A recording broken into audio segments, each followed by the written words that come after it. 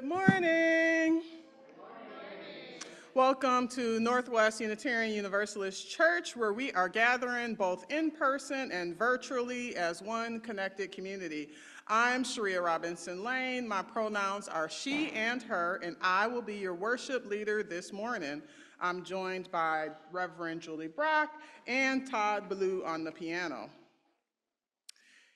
If you are a visitor online and might like Northwest to stay in touch with you, please fill out the visitor form appearing in the chat box, or if there is no visitor form in the chat box, just leave a note in the chat. If you are with us in person, you can fill out the visitor sign-in form that is in the atrium. Please greet your neighbors with a wave from wherever you are.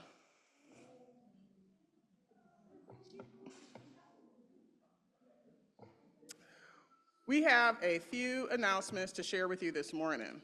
You'll find more information about Northwest and its events in the weekly newsletter on our website and on the Breeze calendar.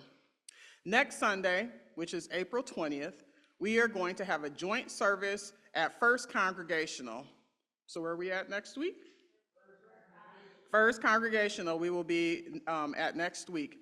The following week, which is on April 27th, we will have another joint service. That one will be here at Northwest. Then after that, on May 4th, we will be worshiping at Northwest again. So where are we at next week? Then where are we at the next 2 weeks after that? Right here. All congregants and families are welcome to sign up for this year's Passover Seder. It will be held at Birmingham Unitarian Church on Friday, April 18th at 5 p.m. Reservations are required, and we would like you to bring a traditional dish to share.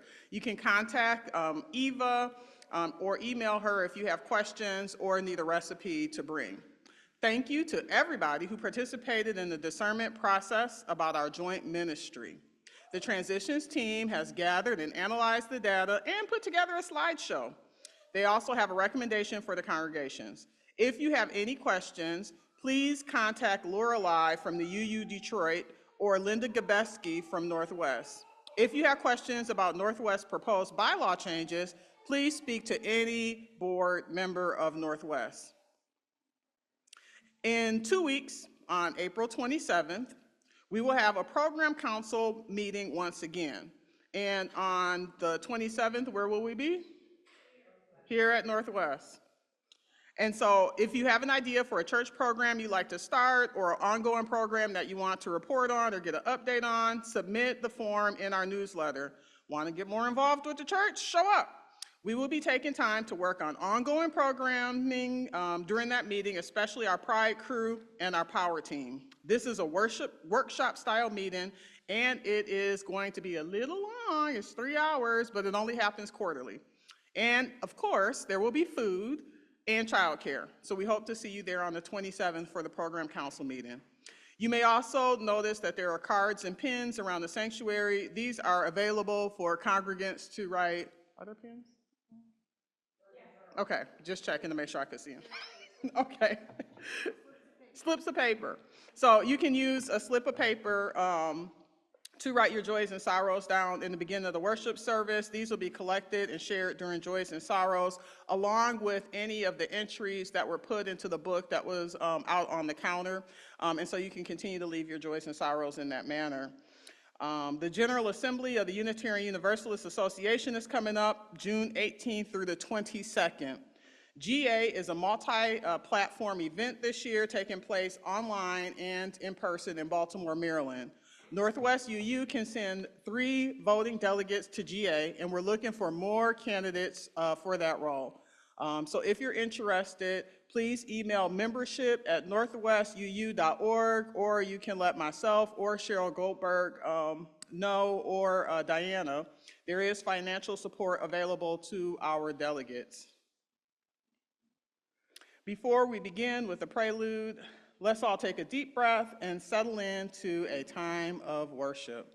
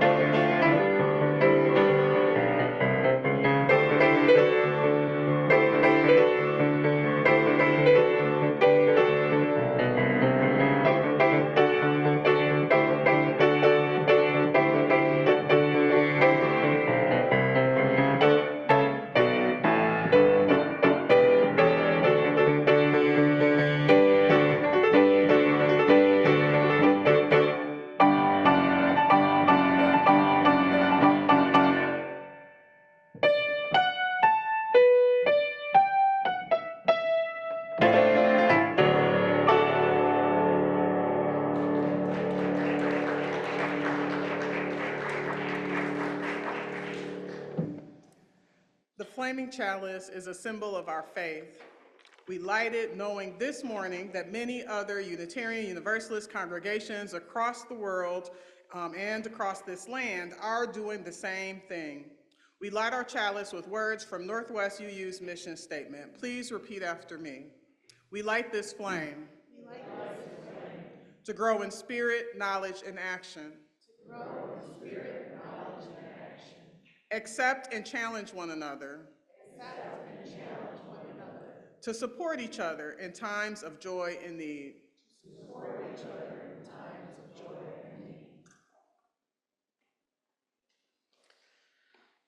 Y'all want to know where our old chalice is? It got recalled as a fire hazard. I feel like there's a sermon in that somewhere.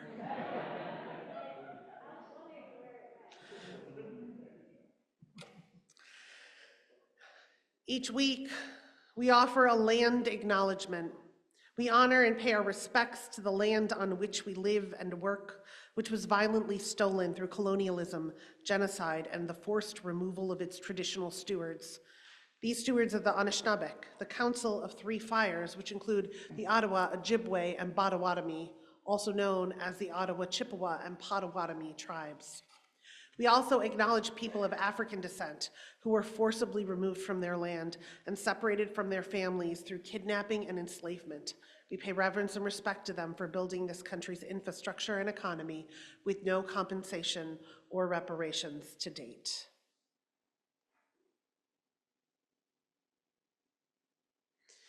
You are now invited to rise in body and our spirit and sing our opening hymn, number 361, Enter, Rejoice, and Come In.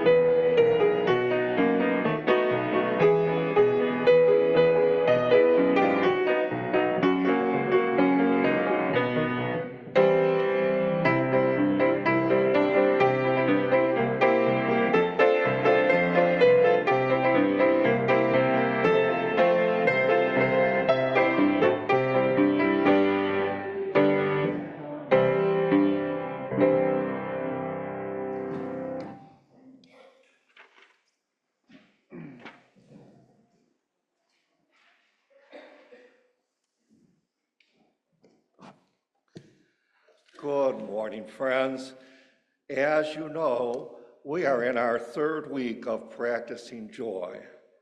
So far, we've explored how joy can be found in foolishness and music. This week, our Christian neighbors are celebrating Easter, and we explore how joy can be found in hard times. To help us get at that, we will be taking inspiration from the well-known and widely used saying, rising from the ashes.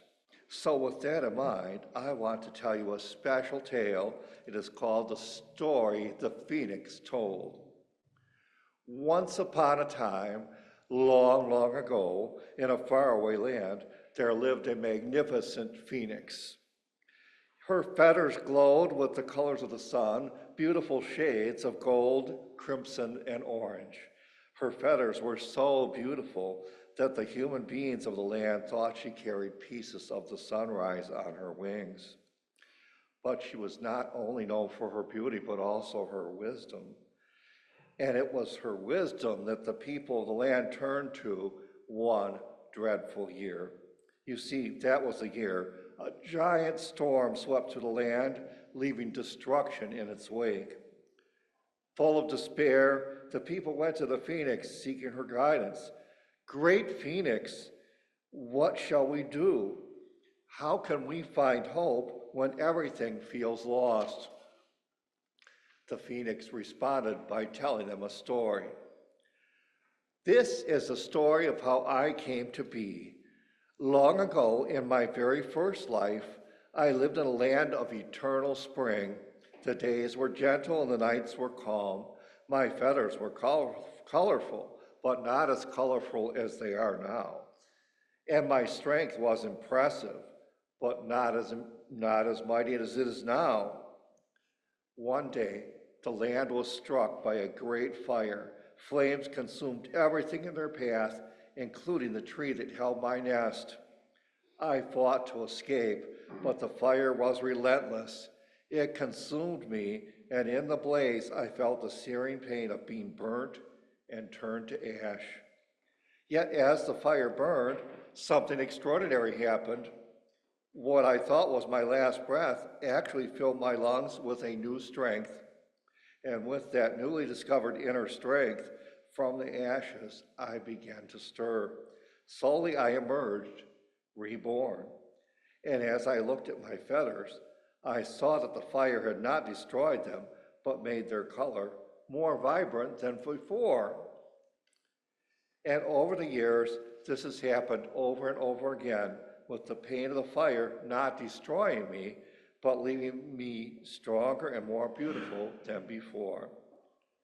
And so, friends, said the phoenix, I ask you this. As you look around at your own destruction, are you sure that rubble is all that you see?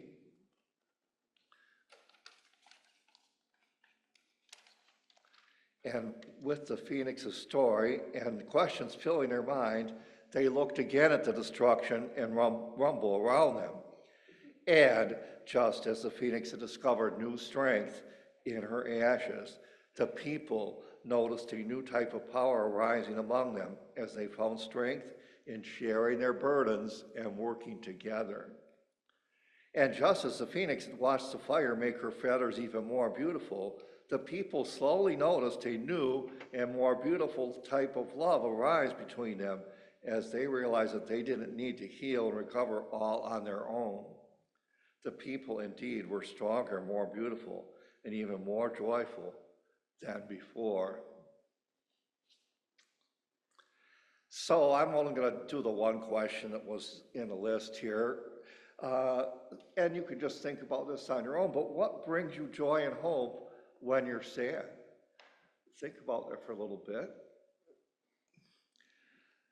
There is much to love about the story, but the biggest thing is the way the story reminds us that when times are hard and seem hopeless, we need to stick together and keep looking, because even though those hard times hurt, a new type of strength and beauty often arises from it.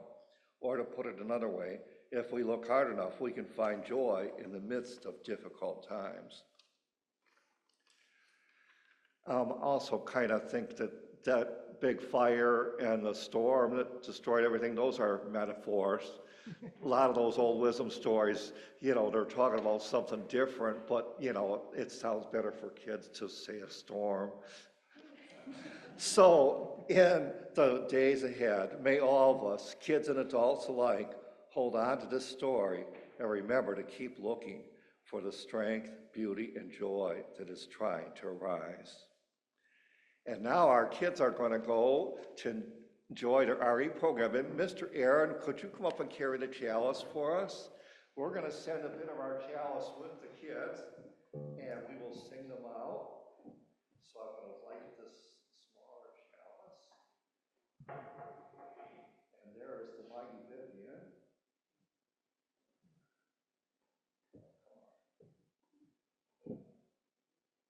There we go. He's good here.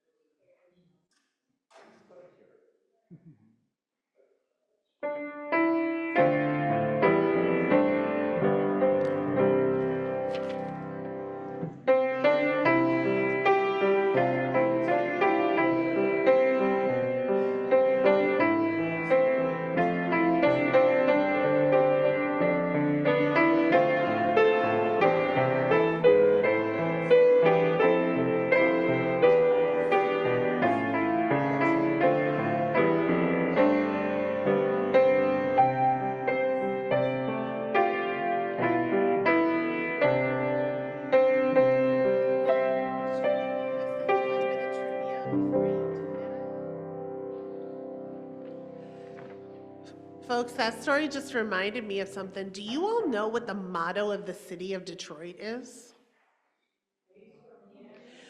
That's right, Colleen. We will rise from the ashes. We hope for better things. You know, I asked that in Detroit last week, and like literally one person knew. So you get bonus points, Colleen.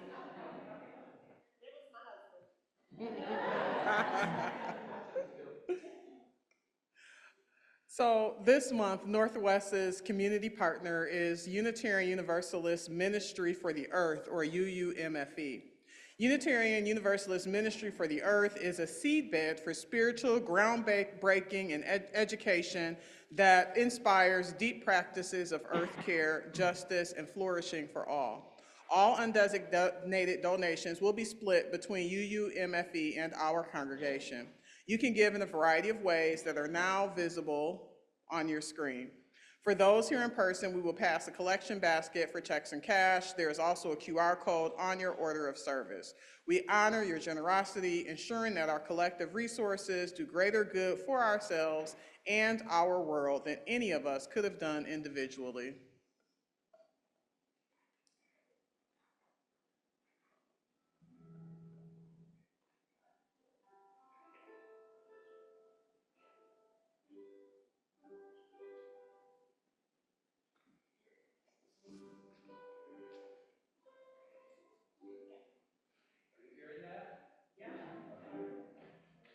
When you leave your cables at home and have to run back and get them, you don't have time for a sound check. Okay. This song, by the way, the band that did this song just celebrated its 50th anniversary, and they performed at UU in Ann Arbor to celebrate their 50th. And the band's name is? And the band's name is Mustard's Retreat.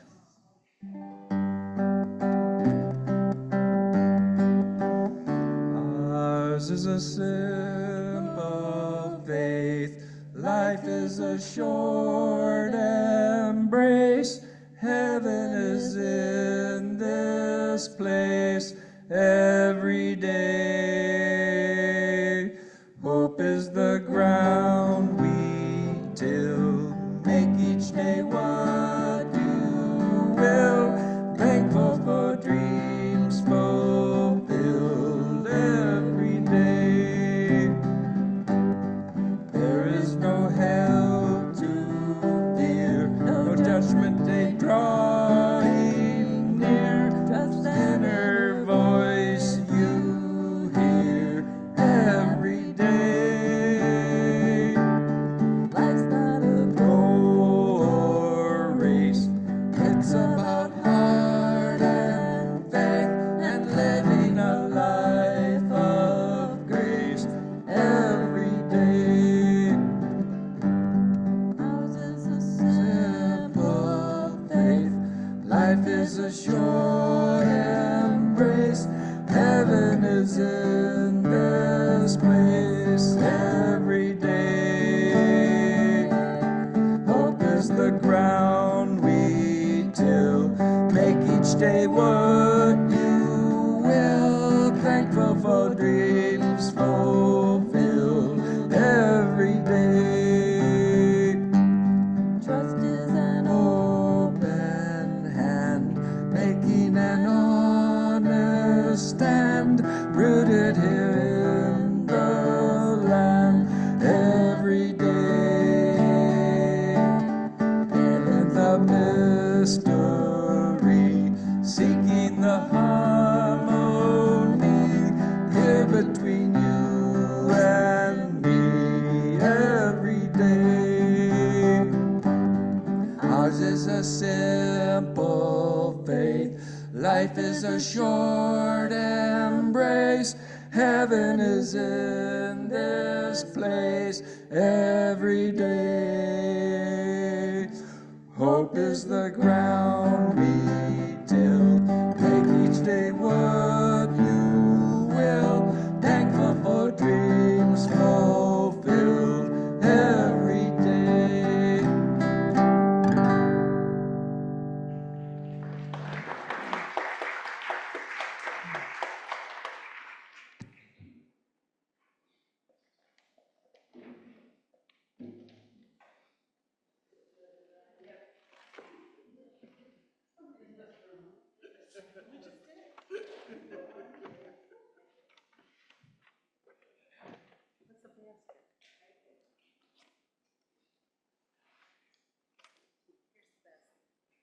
see one in the basket?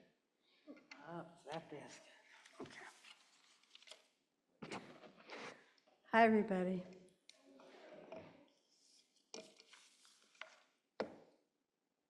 I'm confused. Does that surprise you? Okay, here we go. I'm sorry. Um, So, I'm Linda Morris. I'm part of the Pastoral Care Committee. And I want to remind, oh, this is the old one. Why do I have the old one? Do you have the new one? I don't think that there is. There's a difference. Okay, I'll just, I'm sorry. I thought I was together. I'm a member of the Pastoral Care Committee, and anyone that needs pastoral care can reach out to our minister or to the Pastoral Care Committee at northwest.org. The collective cares of our community are recorded in our Book of Joys and Sorrows, and in there, and then I got it somewhere else too. But there is a Book of Joys and Sorrows out there on the table, by the greeting table. If you would like to submit a joy or sorrow virtually, please email pastoralcare@northwest.org. You know what? northwest.uu.org. When I announce your name, if you're here, I don't know that Julie's here and she has one. Could you just raise your hand? So the joys and sorrows are in all different places today. This is from Mary Mueller. There she is. She has a joy. Happy that our old friends Jay Spiro and Sue Ferrari are visiting Northwest UU today. I bet that's them. Got called out. Welcome. This is from Mike Yanko. It's a joy that he went to the Pistons game on Friday, and though they didn't win, Mike got to sit with a dozen UUs from Farmington Church in the gondola section. Well, that's exciting. Mike, did you raise your hand? There he is. And this third one is from Randy Block. Randy, there he is. So you guys have to remember this. There's a need to boycott Walmart and Target for retreating on a commitment to diversity, equity, and inclusion. The boycott's scheduled for April 18th through the 20th. There is a need for justice. Thank you, Randy. Remember. Okay. Let's see if I can keep this together now. What? Where did you put that? You know, they handed me I'm really sorry. I don't mean to be so. My sorrows, I can't keep it together. Yeah, it wasn't in the book. This was the only one in the book when I went and got it. Cheryl, will you come up here and say your joy? Oh, you get to do it the real way. This was a Cheryl, why don't you come on up? Oh, I know what your joy is. I could have just done it. Okay, it's a big one. I am a grandmother again. Our newest family member was born April 9th, Charlotte, 7 pounds, and she and family are doing great. Thanks.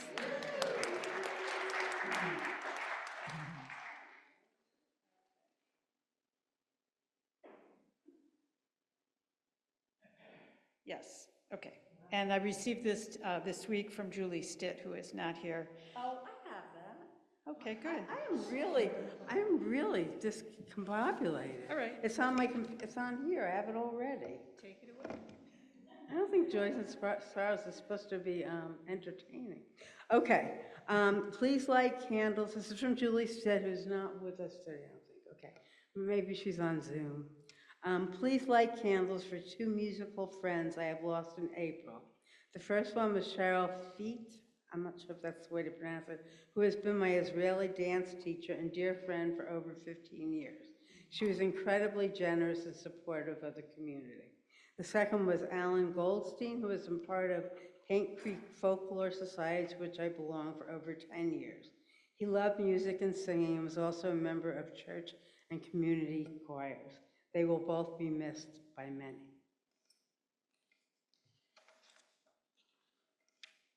Okay. For these and the joys and sorrows that are held in the silent sanctuary of our hearts, I offer this prayer. Sources of radiance and resilience, keep watch with those who work or watch or weep this night. May the suffering be soothed, may the sick be tended, may the weary find rest, may the dying and those who love them find peace. May the joyous be shielded, and may all know that we are surrounded in a love that is always with us, a web that connects us to all that exists. May we take a few moments of silence to be with each other in the sacred space. We will come out singing.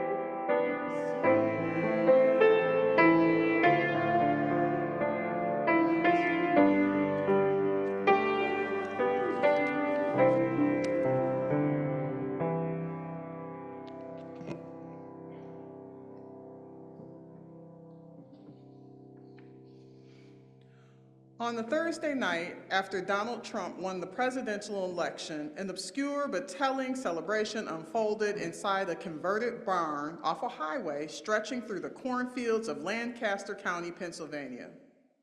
The place was called Gateway House of Prayer, and it was not exactly a church, and did not exactly fit into the paradigms of what American Christianity has typically been.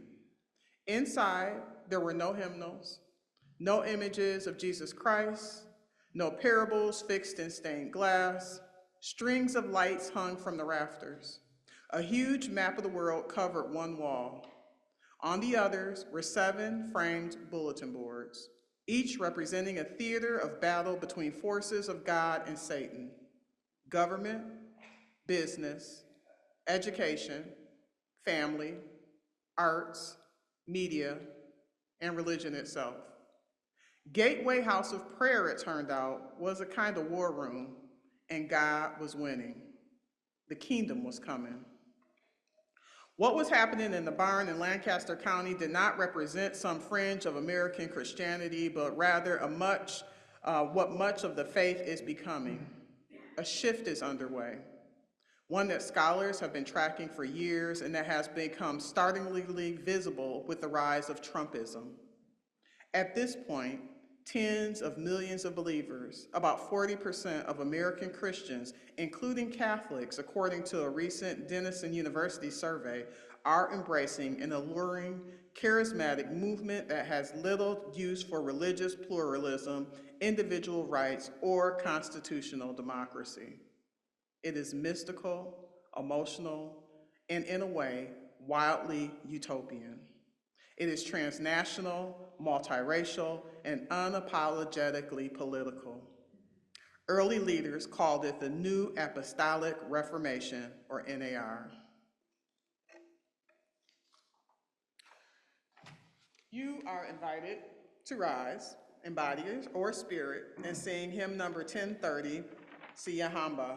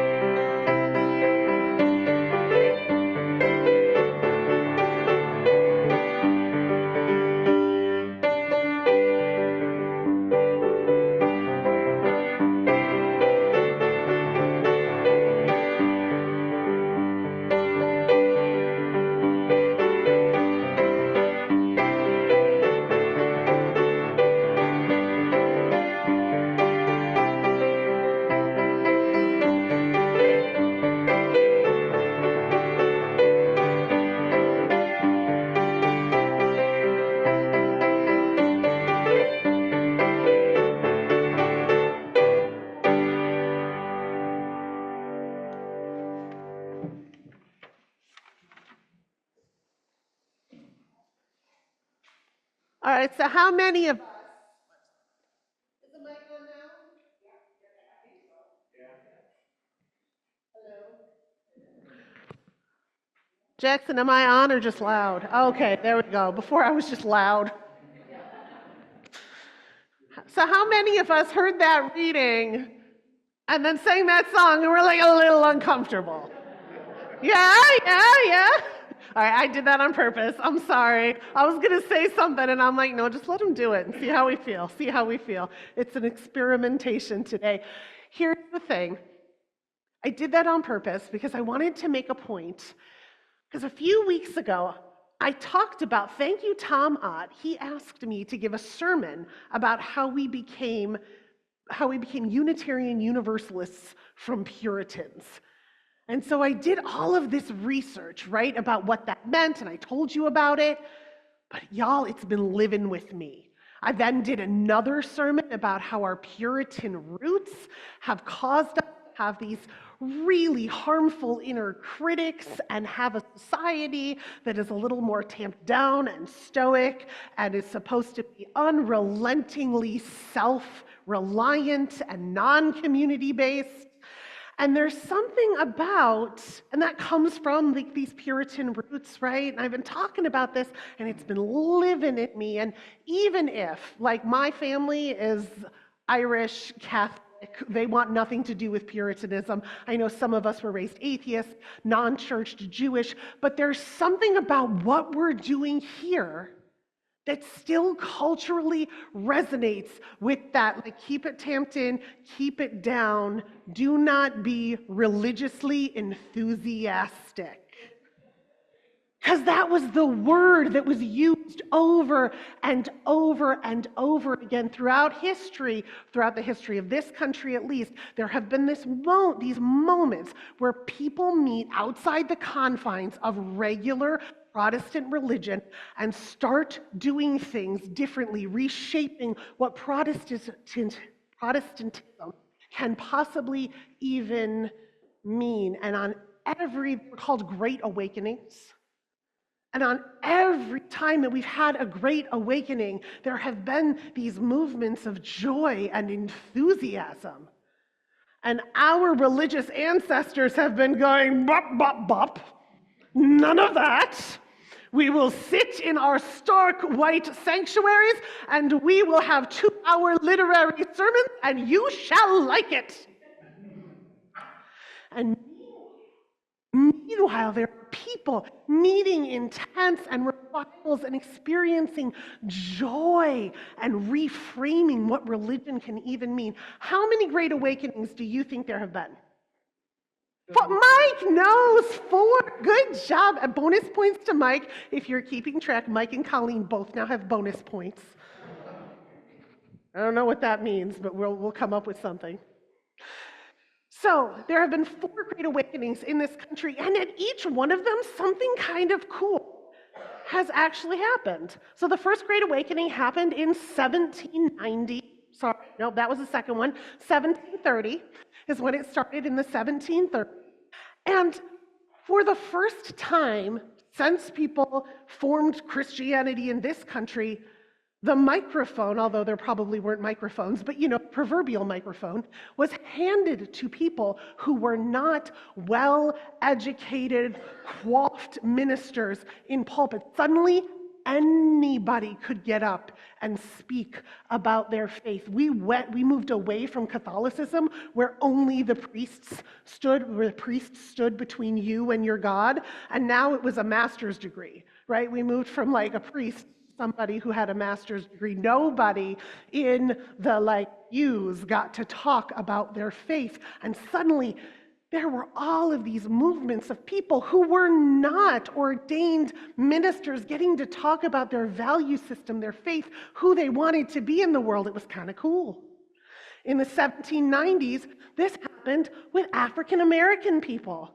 Suddenly, there was another great awakening, and suddenly the microphone was being passed to people who weren't white, people who were speaking about their experience as a community who had been and was under oppression, people that could say, us too, we are people of spirit and love. It was the beginning of the African Methodist Episcopal Church. Then there was another great awakening in the 1850s. And in the 1850s, it was women's turn. And we were like, you know what? We're going to do something called the social gospel. We're going to take care of people on the margins. When you give us the microphone, we're going to talk about what it means to be someone who has to rely on another person to get by economically, and we're going to set up things for widows and orphans and people who cannot hold jobs to make sure that they are okay. And then the last, most recent Great Awakening happened in the 1960s. It started in the 1960s when people were like, maybe church shouldn't be boring. Maybe church shouldn't be boring. Maybe we should have charismatic preachers and ice machines and dancers and daycare so that people can come, and a grocery store and a gym. You should never have to leave a church. Let's just make this our whole lives. It was the beginning of the mega church movement. And now y'all are like, wait a minute. Wait a minute. You were just saying all these good things that happened, but I have seen the mega churches. That was not a good thing that happened. And you're right. Each one of these charismatic movements was incredibly inclusive and incredibly harmful. Incredibly theologically conservative. Our ancestors were consistently fighting for the rights of the people that were in those tents, and the people in those tents were consistently going and worshiping with people that were fighting against their own rights. In the 1730s, when we were saying, bop, bop, bop, bop, listen to my long sermon, that long sermon actually said in it, and salvation is for everyone. Where the people in the tents were saying, yeah, no, that's up to God. Come sing. We were in the 1790s.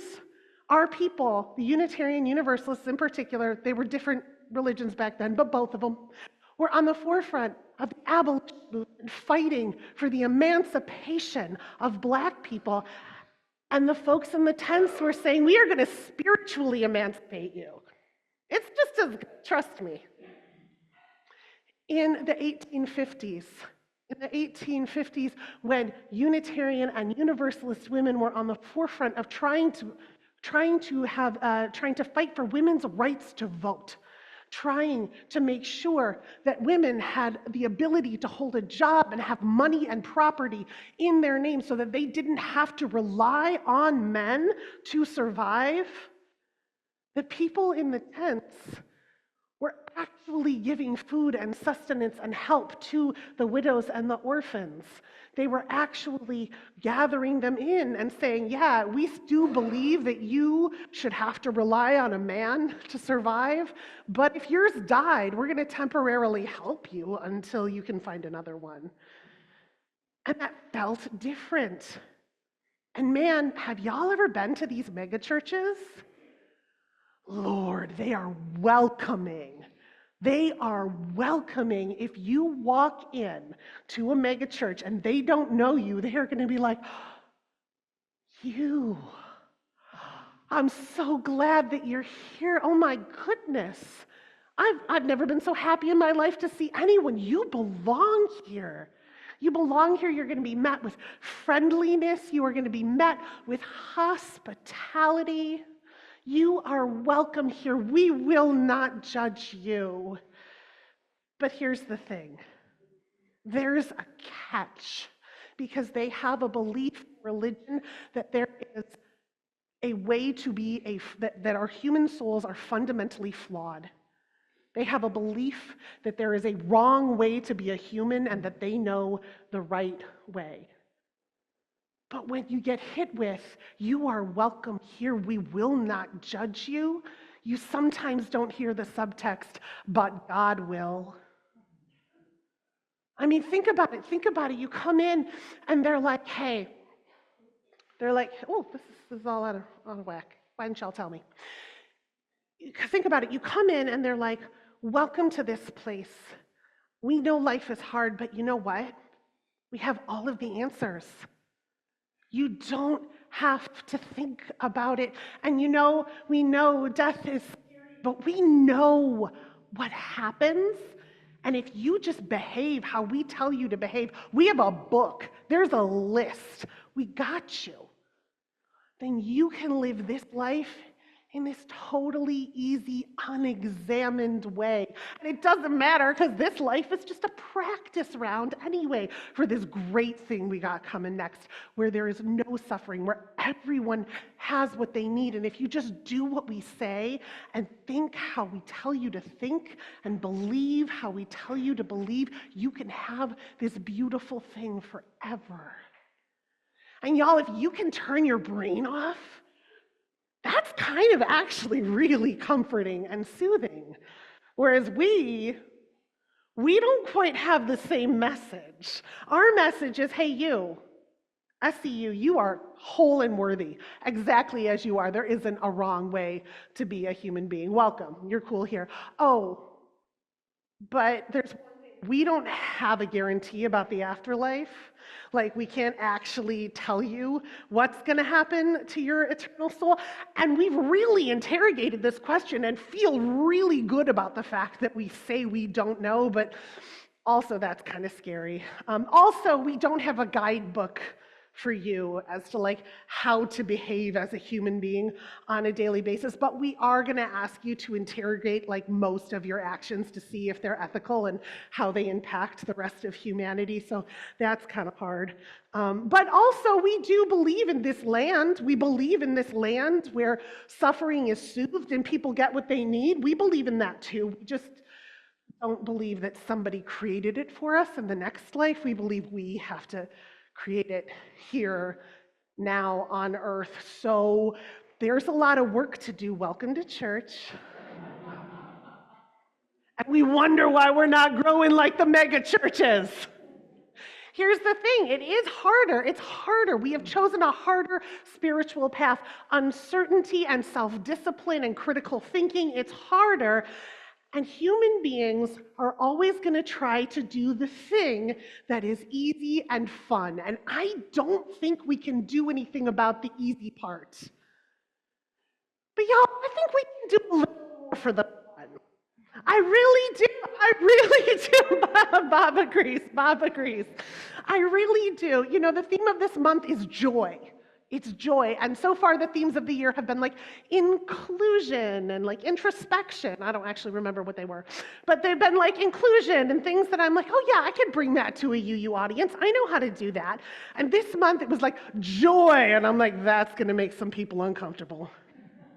And I don't mean like all joy, right? We're really, really good at experiencing the joy of quiet things that we can write about later in our journal, right? We're really good at that. But I'm talking about joy that is so vibrant and expansive that you have to experience it with some kind of abandon.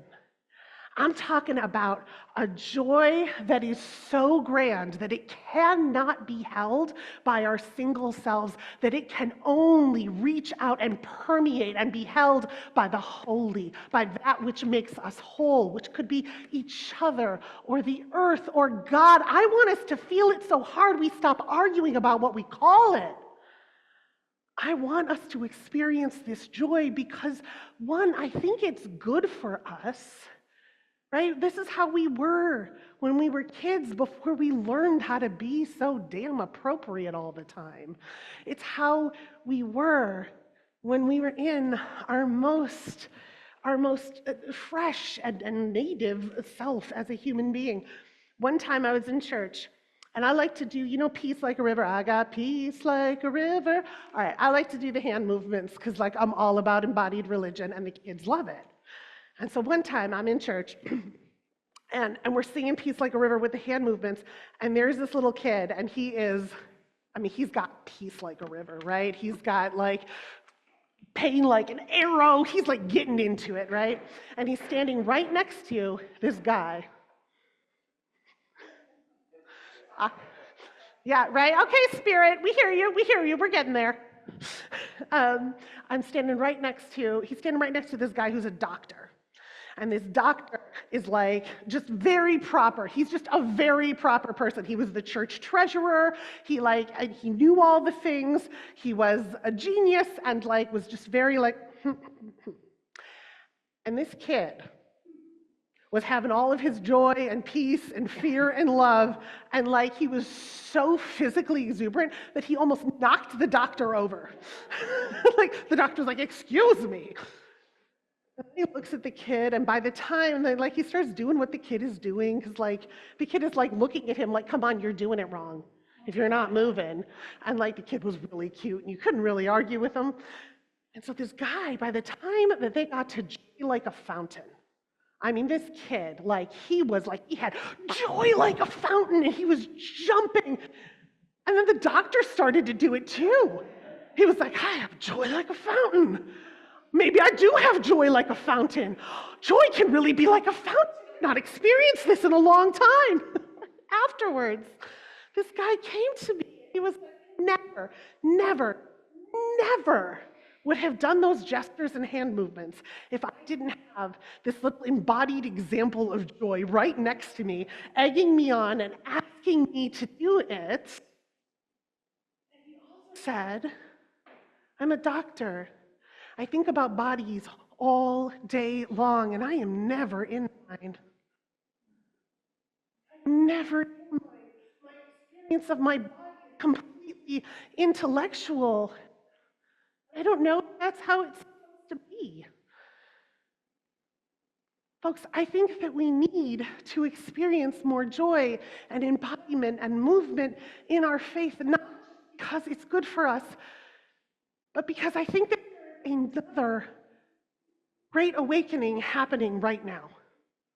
I think that there's another great awakening happening right now. That thing that Sharia read, it came from the Atlantic.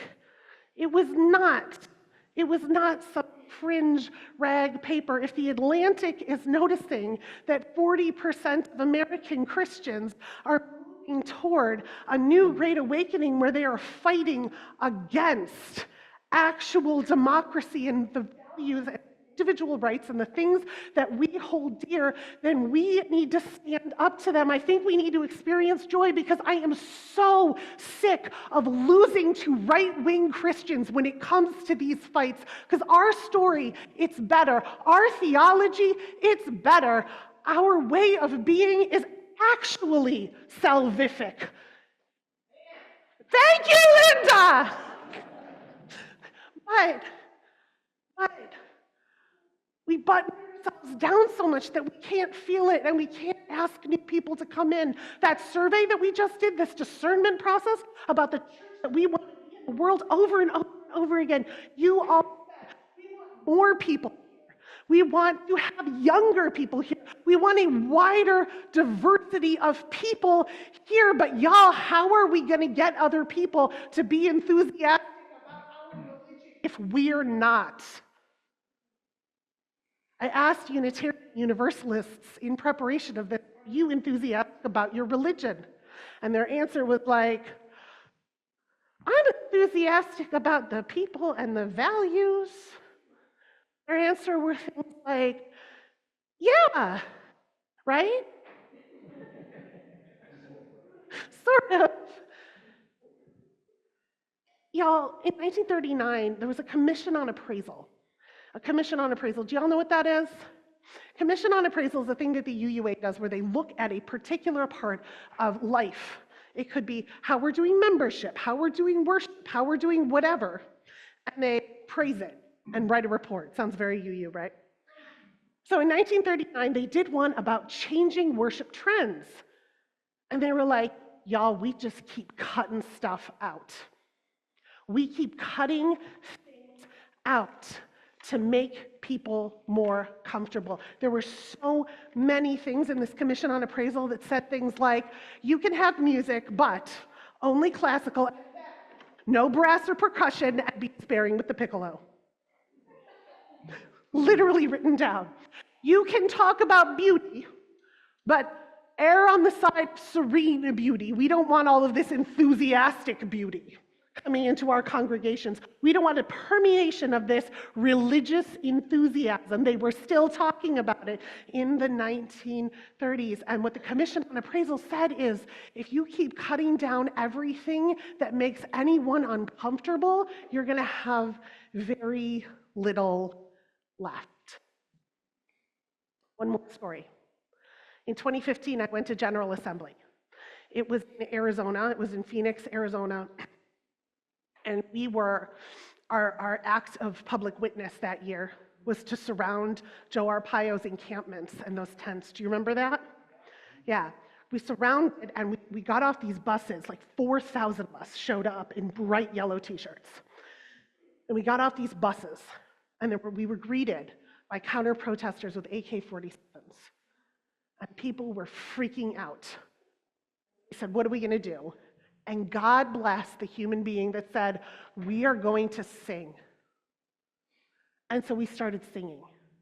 We started singing anything that we could think of to sing. Somebody got online and got the hymnal.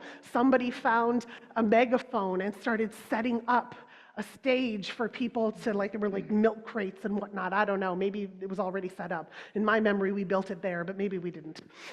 But people started setting up this place for people to come up and start song leading. We sang anything you could possibly think to sing, and suddenly the people in the tents were like, we hear you. We hear you. Keep singing.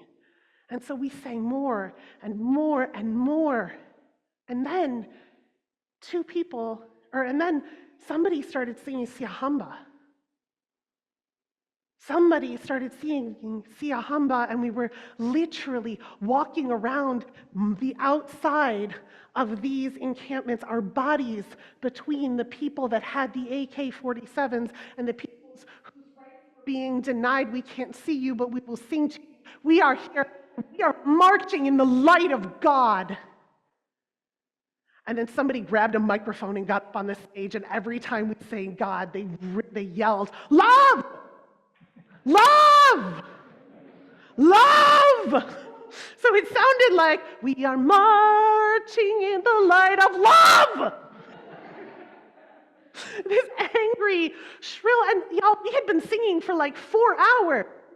Got to samba after 4 hours. It wasn't the first thing on our list. It was one of the many expressions of music that happened on that day and in that moment. And I can only imagine that the people in those tents, if they could hear and if they could understand, would be very confused about why we were so abjectly against the idea that God was on our side, and maybe hoping that maybe there was something other than human conviction that was holding up their rights and worth as human beings.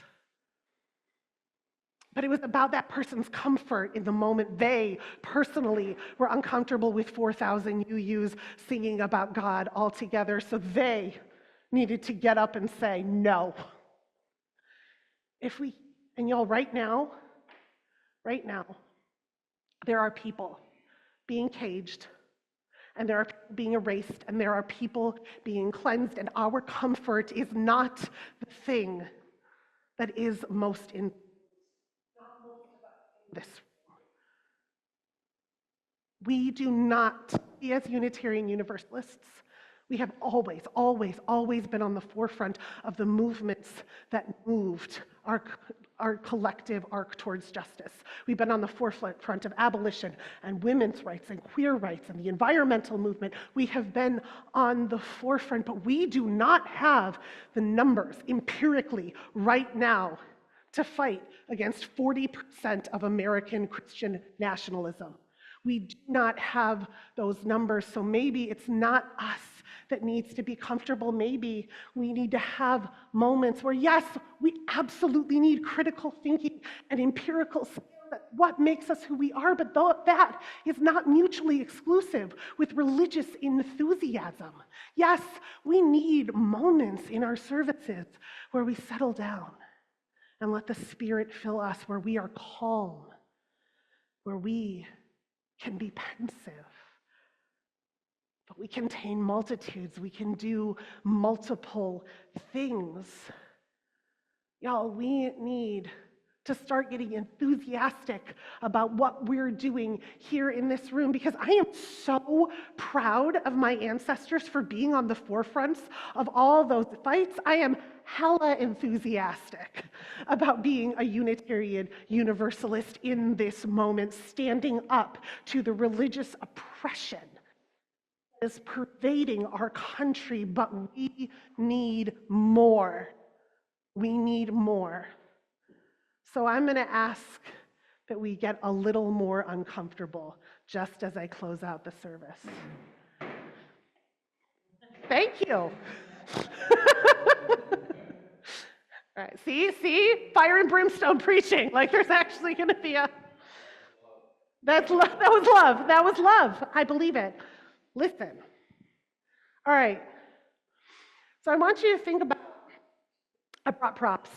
I want you to think about these revivals, right? There's just like a big tent, and everyone's got their fans, and they are interacting, right? You know that the preacher's on something when those fans keep going, right? Now, I don't have fans here today, but Eva gave me these little like pom-pom things.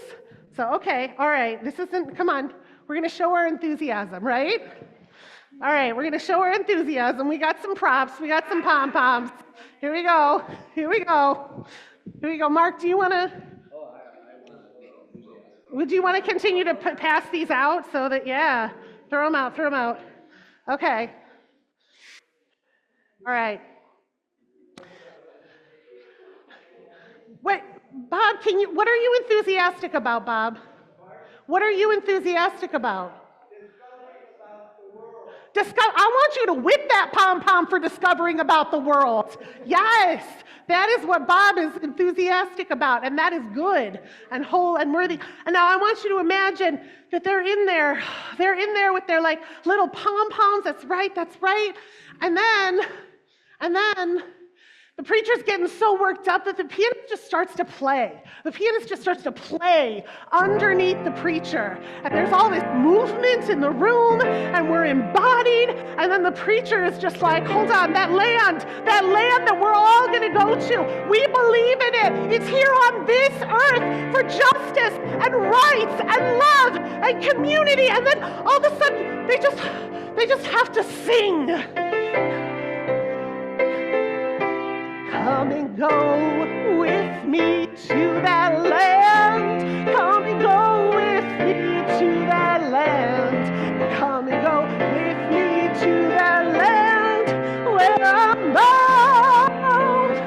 And then the whole congregation gets involved. Come on, I need you to sing louder. I need you to sing louder. There's a land. And then suddenly people pick up their instruments. Go, pick up your instruments. Oh, well, all right. And then all of a sudden, oh my goodness, people start clapping.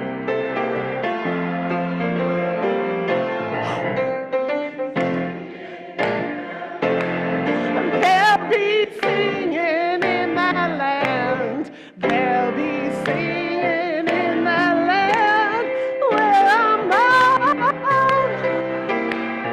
They'll be singing in that land. They'll be singing in that land. They'll be singing in that land where I'm bound. And then there's a hush. The pianist gets lower, and there's a hush, and people settle back into their seats. People settle back into their seats, and the preacher says, who's hurting here today? Who is hurting here today? Actually, seriously, who is hurting here today that doesn't mind if I touch them? All right, keep going. And the preacher is like, hey, do you know what I have here? Holy water. Do you know what makes this water holy? Literally everybody says, because I say so. We are in the wrong religion. I wish. No, I don't wish. I would have picked a different religion. This water is holy because it comes from our water communion. It comes from our water communion where each one of us dumped a little bit of who we are and our aspirations and hopes and beliefs into one bucket, and we all blessed it, and I boiled it. But, just so you know, but this is holy because it contains a little bit of all of us and all of our beliefs, not because I say so, but because we say so, because it is water of the whole. And Shay,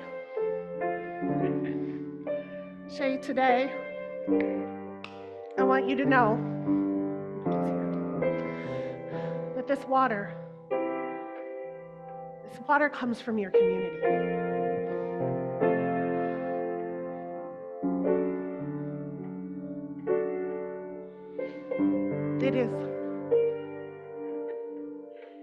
It is the flowing, vibrant life of your people.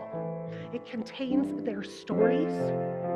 It contains their hopes and their wishes, and it is better because your stream has joined. So whatever you're feeling now, whatever hardship you are going through, may this water wash away everything that you don't need.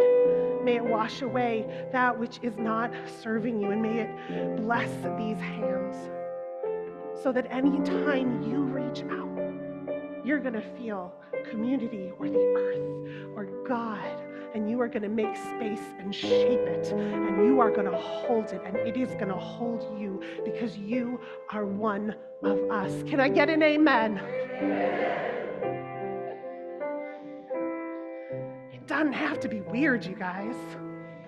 It can be beautiful and vibrant. I'm real enthusiastic about this religion because I need a place where people who don't have rights can go and know that an institution is going to hold them and shield them. We had 10 people show up to a church for Trans Spirits Night. where we told them that they were whole and wonderful and worthy, and we need to keep telling that to immigrants, to people that are queer, to people that are poor, to people that are religiously persecuted in other places. Folks, we have the power to build something beautiful. We shouldn't shy away when we all come.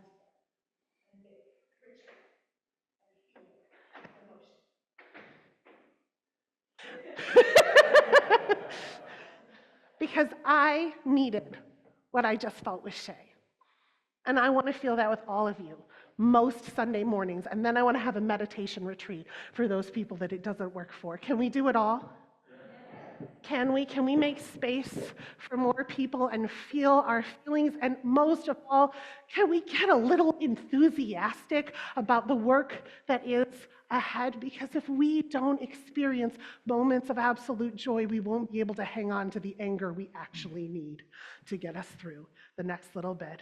Can I get an amen? Amen. Can I get a blessed be? Blessed be. For those of you who are not comfortable with those, can I get a you go girl? All right. We're going to sing, we just sang our final hymn, and I think I just did the benediction, so let's extinguish the chalice.